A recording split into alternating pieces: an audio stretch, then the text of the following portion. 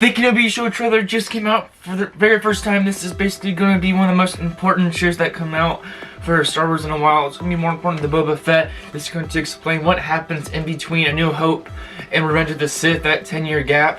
For that, it's going to take place 10 years after Revenge of the Sith. It's going to have a bunch of new stuff in it that we've not seen before.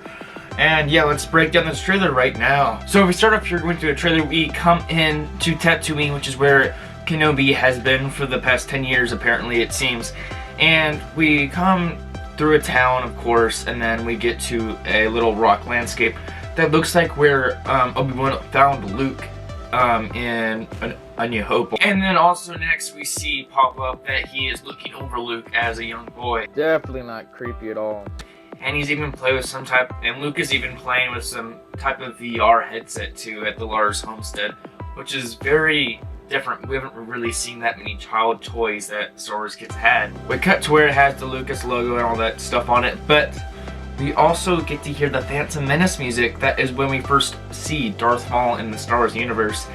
So does this mean that we might see Darth Maul? Just like a fun little hint that we might be getting Darth Maul, or at least hints of Crimson Dawn, which is the criminal organization that Maul runs after the Clone Wars, or during the Clone Wars. We also see this criminal organization after the end of Solo, the Star Wars story. It's what Kira ends up taking over. And then we get a really quick glance at the Grand Inquisitor for the very first time we've ever seen in live action. This is very exciting, and looks like he's at Tatooine also still, and it just looks crazy for how we're finally getting this guy in live action after we had him in Rebels for such a long time.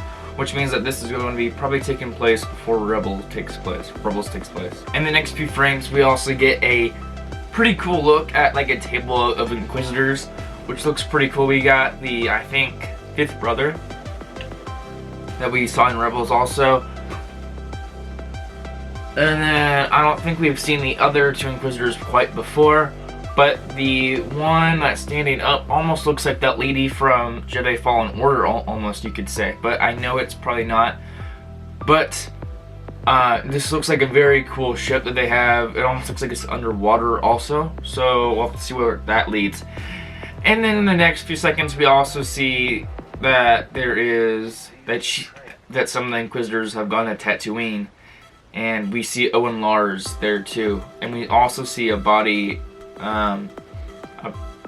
We see a body, and we can presume that that is either an ally of Obi-Wan, or it is another Jedi, or something like that.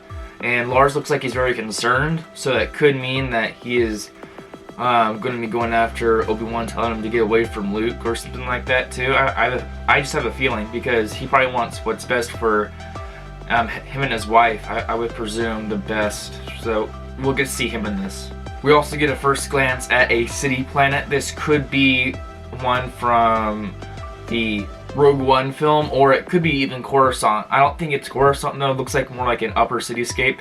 So we could presume that it's either a brand new planet, or it's one from... I'm just going to presume it's a brand new planet. I don't want to say that it's a planet that I don't think it is, or something like that. So we also get a first glance at a version of K2SO. Probably not that, but like a different model of him.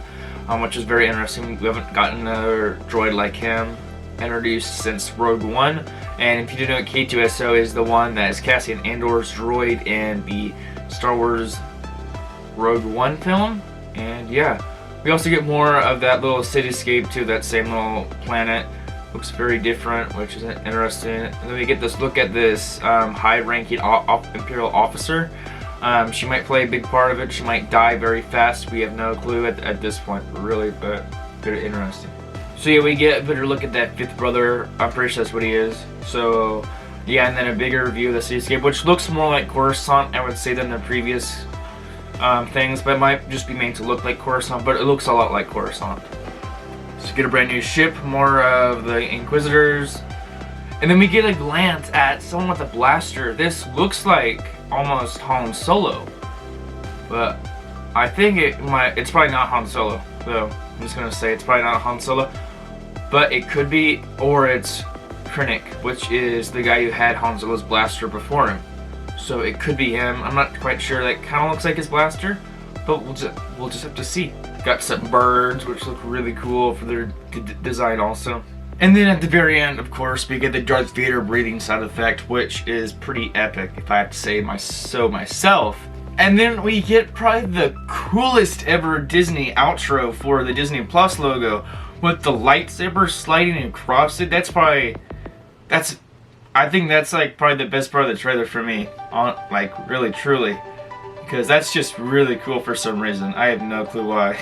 That is all that I found and figured out after kind of looking through this trailer for a little bit, like 2 or 3 times, a little bit, going through it. And if you notice anything else, be sure to let me know or something like that too, because this show is going to be crazy cool. I'm really excited for this, and everyone else should be too. This is probably going to be one of the most hyped shows ever for Disney Plus. Probably more than The Mandalorian Season 2 almost.